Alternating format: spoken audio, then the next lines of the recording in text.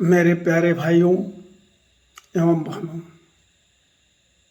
हर देशवासियों, अबाल वृद्धों, यथा योग नमस्कार, प्रणाम, जोहार और शुभ आशीर्वाद।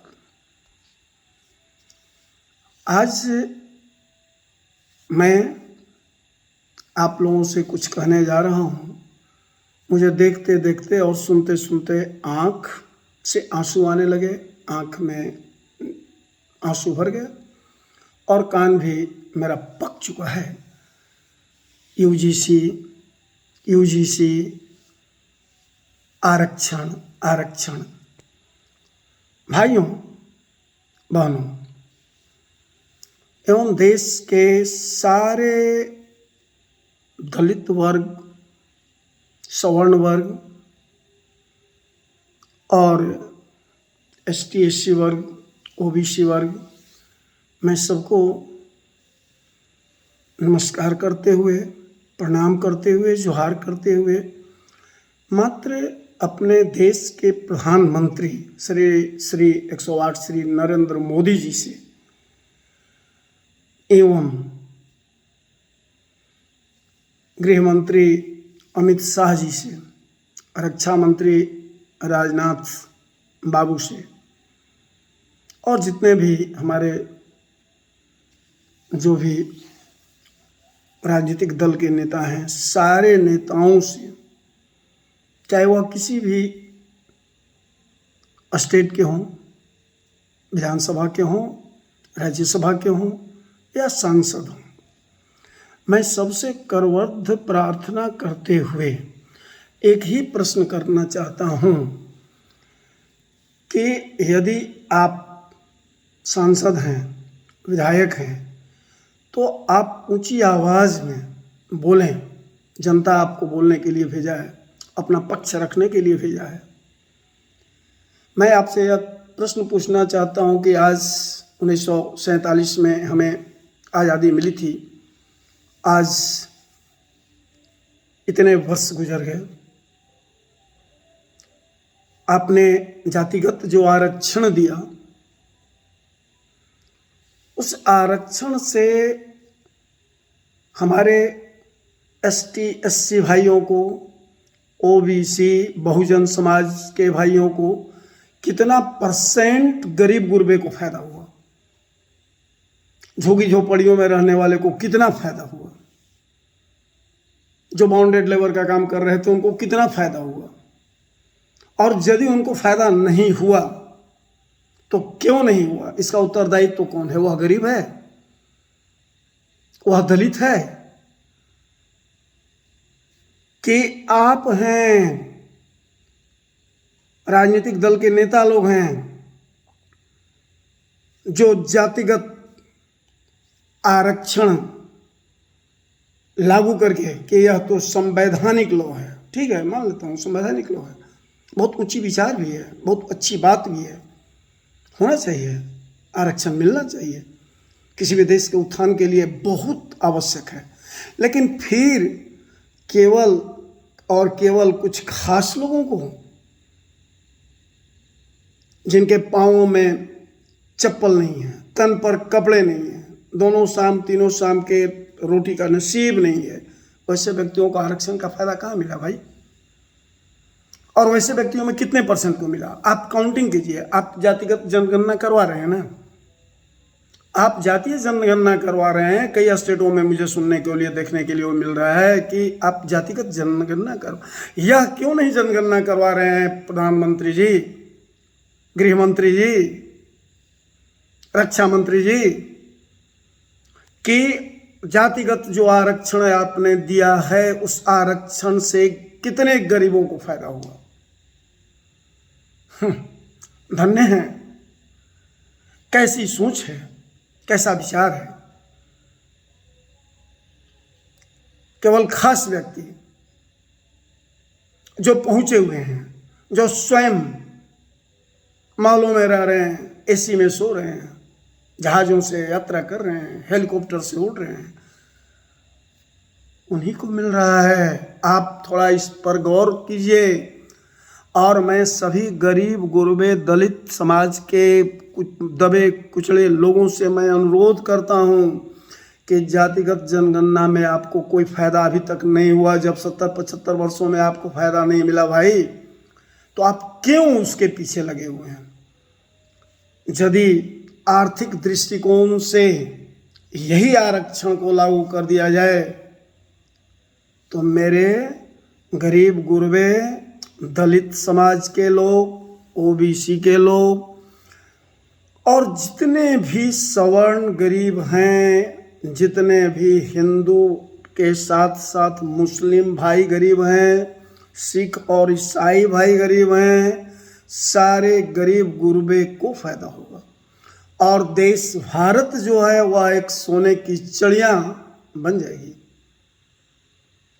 लेकिन सही दिशा में स्टेप लेना पड़ेगा, सही दिशा में सोच होनी चाहिए। कुछ लोग जो भंजौठी कर रहे हैं कि यह संवैधानिक अधिकार है, आरक्षण नहीं हटेगा, बहुत सही बात आपने बोला, no doubt, your statement is 110% correct and you have given a correct statement in social media. लेकिन आप देखें उन गरीबों को जो आज भी झुग्गी झोपड़ियों में रह रहे हैं, जाति के आधार पर क्यों नहीं फायदा मिला? अब जब वे रोड पर आ जाएंगे, केवल सवर्ण आरक्षण को नहीं खत्म करने के लिए कह रहे हैं कि जातिगत आरक्षण खत्म करें, सारे गरीब गुरबे कह रहे हैं भैया, चाहे वह किसी भी जाति का है, चाहे वह दलित वर्ग के हों, बहुजन समाज के हों, ओबीसी के हों, SC ST जो भी वर्ग के हों, जितने गरीब हैं सब कह रहे हैं। उनकी आवाज़ आप सुन कहाँ रहे हैं? तो कुछ खास लोग जो हैं वही भंजौठी करते चल रहे हैं कि नहीं जातिगत आरक्षण होना चाहिए, जातिगत आरक्षण ही होना चाहिए। अरे जातिगत आरक्षण आपने इसलिए कह रहा है भाई कि आपको फायदा है, क्योंकि आप पहुंचे हुए हैं, आप सांसद हैं, आप विधायक हैं, आप हेलीकॉप्टर से उड़ रहे हैं, आप हवाई जहाज से जा रहे हैं, आपके पैरों में वुडलैंड का जूता है। लेकिन जो बेयर फुटेड चल रहा है, बेयर बॉडी है, 48 डिग्री टेम्परेचर में, जिसके तन पर एक फटी हुई कपड़ा नहीं है और 4 डिग्री सेल्सियस टेम्परेचर पर उसके तन पर कपड़ा नहीं है, वह व्यक्ति की आवाज़ सुन कहाँ रहे हैं? उनका भी क्या नाम है, वे भी कह रहे हैं कि जातिगत आरक्षण नहीं, आर्थिक आरक्षण मिलना चाहिए। और जब आर्थिक आरक्षण मिलेगा तो देश के सर्वांगीण विकास होगा। आप लागू तो करके देखें। और बाबा साहब अम्बेडकर,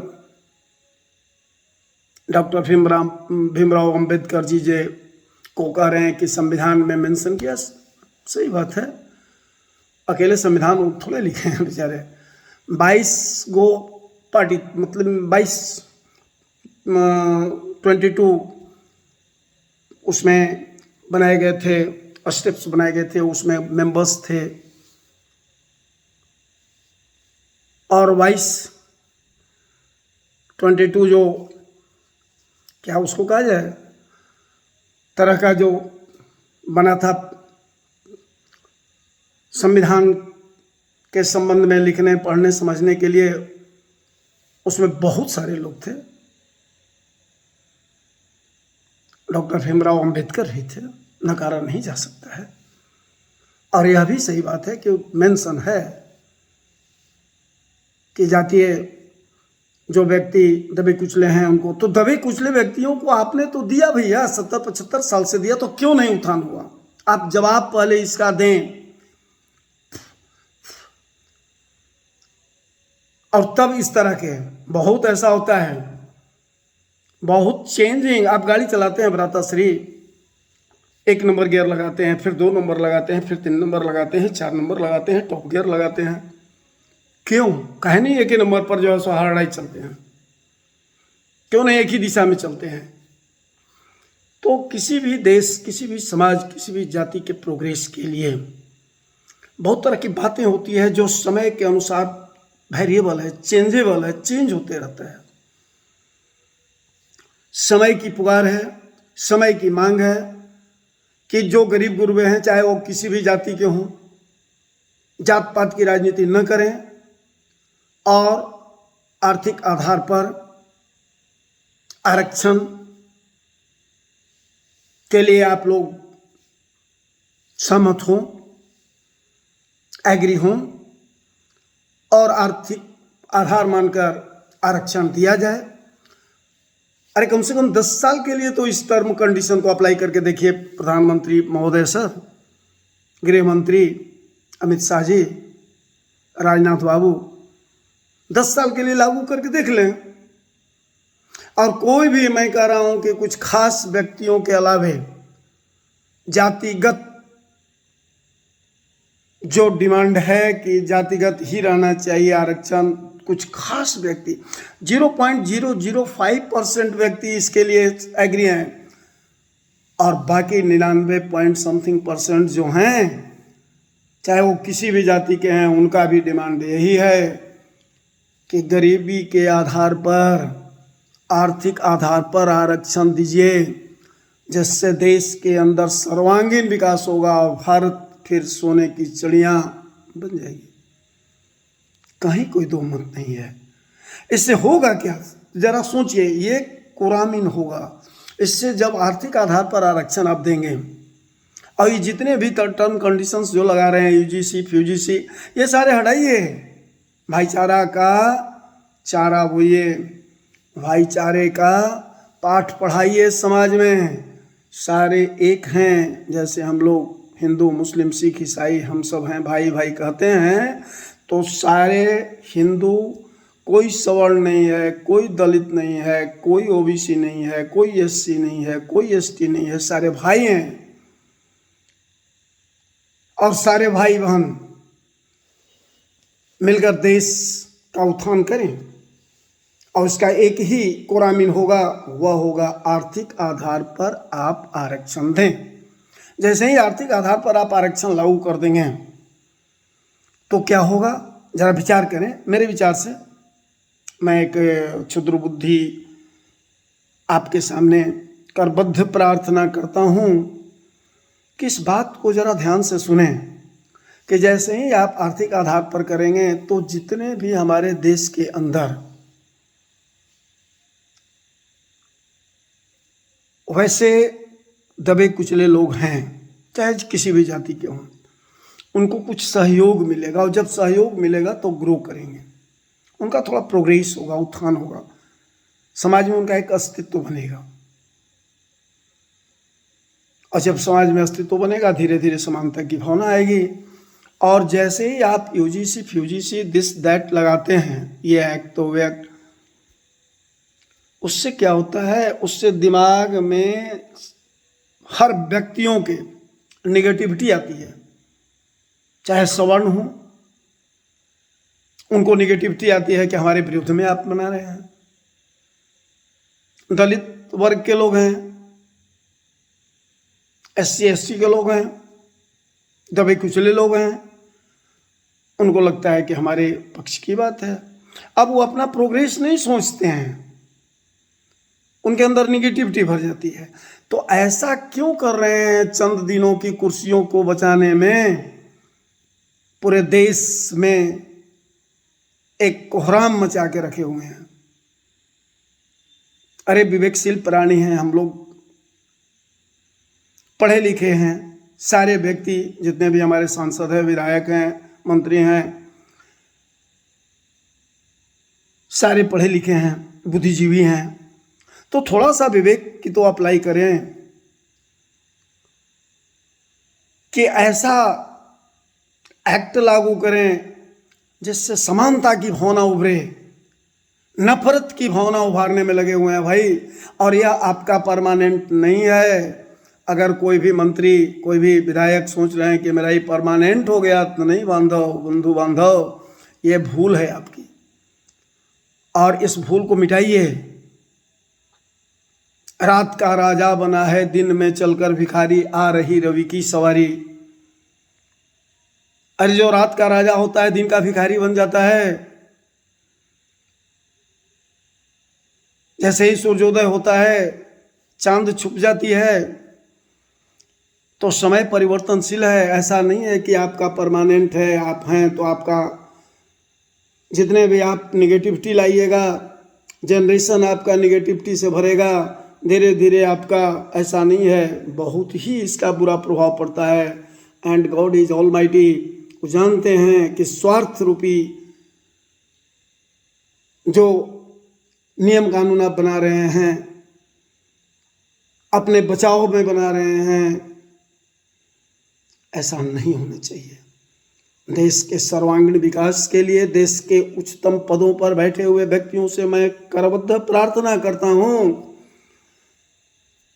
कि ऐसी सोच लें कि देश में उत्थान हो, हर व्यक्ति बाग के फूलों की तरह मुस्कुराते और खिलते रहे। और इसके लिए एक ही है, आप लाइए आरक्षण, लाइए, आर्थिक आधार पर दीजिए ना। जो गरीब है उनको थोड़ा सहयोग मिल जाएगा। हर वर्ग में गरीब है भ्राताश्री, हर वर्ग में श्रीमान, चाहे वह मुस्लिम हो, हिंदू हो, और हिंदुओं में भी जो कोई कई वर्ग हैं उस सब वर्ग के हों। वर्गों का विभाजन न करें, जाति पाति का उल्लेख न करें, एकमात्र रखें एक देश, एक नियम और समता की भावना, same progress in all persons of all caste, इस तरह की भावना रखें।